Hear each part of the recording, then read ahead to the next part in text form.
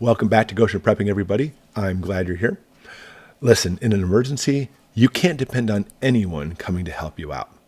Now, sure, right now 911 is working and that's great, and police will come, ambulance will come. I mean, it may take them a little while to get there, but the systems are up and running. In a disaster, not so much. At the very least, even if those systems are going, they're going to be bogged down. In some type of grid failure, your cell phone tower is not even going to work. How many of you still have a landline at home? I don't. But the response time is going to drastically decrease or possibly even disappear. And here's the part.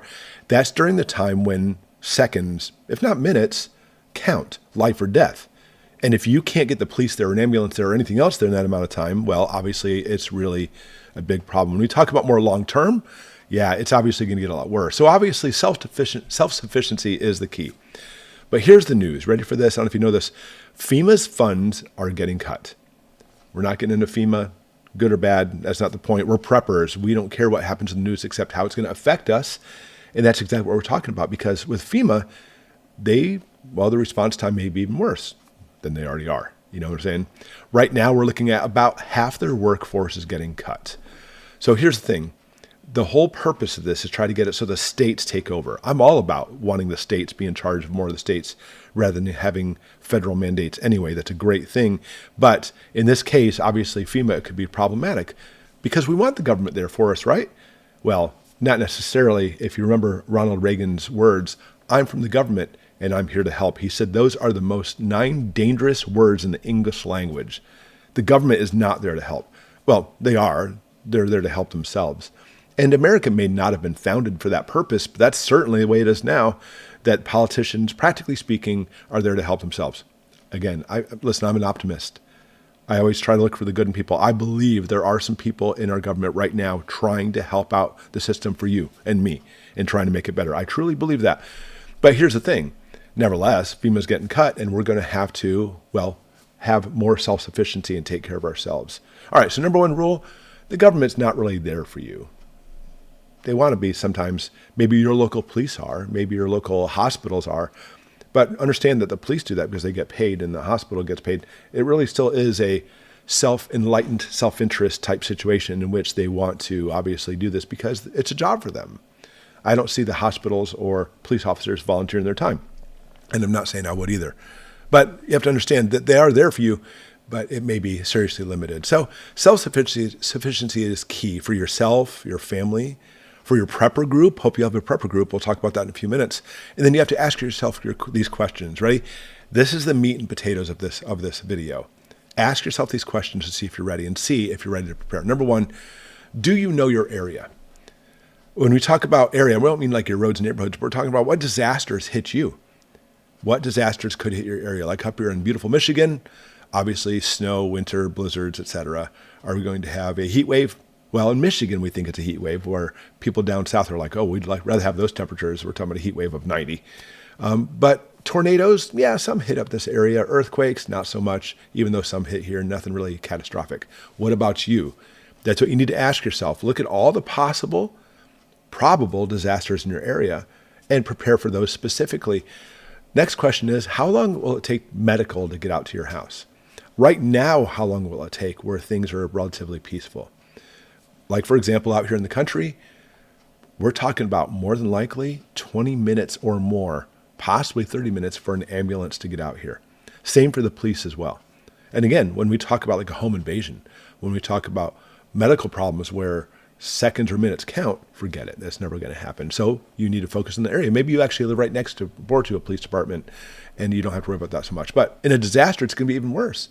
Even if you live next door to a police department, they're going to be out doing things, maybe not coming to your house. Or maybe you live next to a fire department where the ambulance is. They're going to be out and about. So in a disaster, that may change. They may not be there for you. You still have to be ready. How about food and water? You're prepared for that. All the old adages of a gallon per person per day. It's more like 2 gallons. And having lots and lots of food available. Food that you like, canned food, excuse me. Freeze-dried food if you like that, whatever it is. Because power and refrigeration, that's what you have to look at next, because refrigeration and freezing during a grid down, your fridge is going to die. All that food's going to go waste. Eat that first. How about your freezer? Yeah, you can get solar generators where they pass through charging the solar panels on that solar generator and keep your freezer going indefinitely. That's great. But obviously, you're going to be seriously limited in many of the things you do. All the things you do, probably you're going to have to make some kind of accommodations for that. What about communications? I mean, you may not have anybody to communicate with, but hopefully your prepper group, are you looking at some kind of walkie-talkies? Because a cell phone, by the way, especially in grid down, is not going to work. They have a certain amount of time before the tower goes down because of power. But even then, think about this. Any type of disaster, even if the grid is up, you are not going to be a priority. Emergency services will be, and they'll shut down communications with your cell phones. You know that. So what way are you going to communicate with your friends, family, and prepper group? Because cell phone may not be the way. Walkie-talkies and such may not be the way either. Have you checked the range? That's the key. Because if you want to talk with your buddy on the walkie-talkie, if there's hills and stuff, certain distance, you may not be able to contact them. What about evacuations? I mean, obviously, when we look at FEMA and things like that, they may actually put evacuations in there. But what about you? What happens if you need to bug out? There's a fire coming toward your home or some kind of chemical spill and you need to evacuate. Do you have evacuation plans and routes set in motion so you know exactly where to go? What about sheltering in place? And I think as preppers, sheltering in place is our priority, I would think anyway. Your home is your castle. It's a roof over your head, and you know it better than anybody else, and it's defensible. I mean, there's obviously exceptions to that rule. And then finally, finances. Banks will stop. At the very least, grid goes down, banks will stop. Disasters, no electricity, no ATMs getting money out. And we talk about that all the time, have small denomination bills. So here's the thing. If a disaster happens, how long can you go until help arrives? FEMA says minimum of 72 hours. I got to laugh a little bit. I apologize. 3 days. It's going to be a lot longer than that. Here's the key word, minimum. Do you know at Hurricane Katrina, 72 hours was nothing. There's some places literally, they did get there in 3 days, by the way, but some places it was like more than 5 days. Again, the Superdome, people there for a long time. Hurricane Maria. How about this one? People were without power and water, by the way, for months, not weeks, months. Are you prepared to go for months without water and power? Because if we look at a major disaster, one that for the whole country, and that's what we really like to focus on Goshen prepping, because boy, if we see like an EMP or a CME, et cetera, I mean, watch my videos. We talk about these all the time. Months is nothing compared to what would be coming. And that's what we have to prepare for. Because FEMA, no matter if they have good intentions or not, getting cuts or getting expansions in their finances doesn't matter. They can't be there to help you in most of the situations, even if they want to. We can't depend on the government. We wish we could. We wish we could actually have this la-la land where everything's nice, but that's not at all the case. So what should you depend on? And that's what we're going to finish off with this. You need to, first off, depend on yourself. Tangibly speaking, we're talking about physical work and things like that. You yourself are the only one, first off, that you can depend on. Secondly, you may have family there to help you. Maybe you have friends. Maybe you have a prepping family, a prepping community. That would be fantastic.